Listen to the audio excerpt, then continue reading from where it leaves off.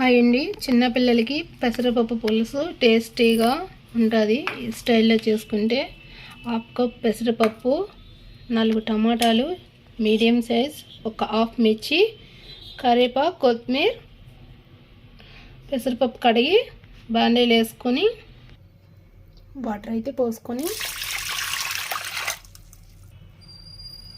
పసుపు, టమాటో, మిర్చి, కుక్కర్ మూత పెట్టుకుని 2 విజిల్ వచ్చేంత వరకు స్టవ్ అంటించుకుందాం.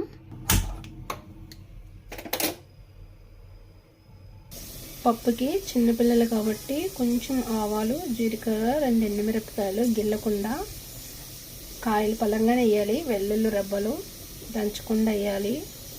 కరివేపాకు, కొత్తిమీర తాలింపుకి ఇవేయండి ఫ్రెండ్స్. నెయ్యితో తాలింపు వేస్తే పిల్లలు ఎంత కమ్మగా ఉంటుందో, టేస్టీగా ట్రై చేసి చూడండి మీరు కూడా.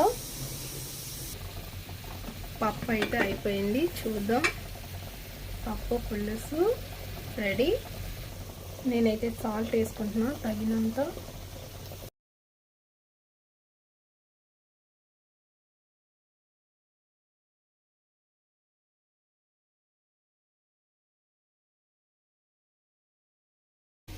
నేనైతే నెయ్యి వేసుకున్నా, కొంచెం ఆయిల్ వేస్తా. వెల్లుల్లిపాయ, ఆవాలు, జీలకర్ర, మిరపకాయలు కలుపుకొని ఇంగువ యాడ్ చేసుకొని టేస్టీగా పప్పు పులుసు అయితే రెడీ అయిపోతుంది. పప్పు పులుసు అయితే రెడీ. టేస్టీగా పెసరపప్పు పులుసు అయితే రెడీ. మీకు కానీ నచ్చితే లైక్ అండ్ షేర్, కామెంట్ చేసి సబ్స్క్రైబ్ చేసుకోండి. పెసరపప్పు పులుసు,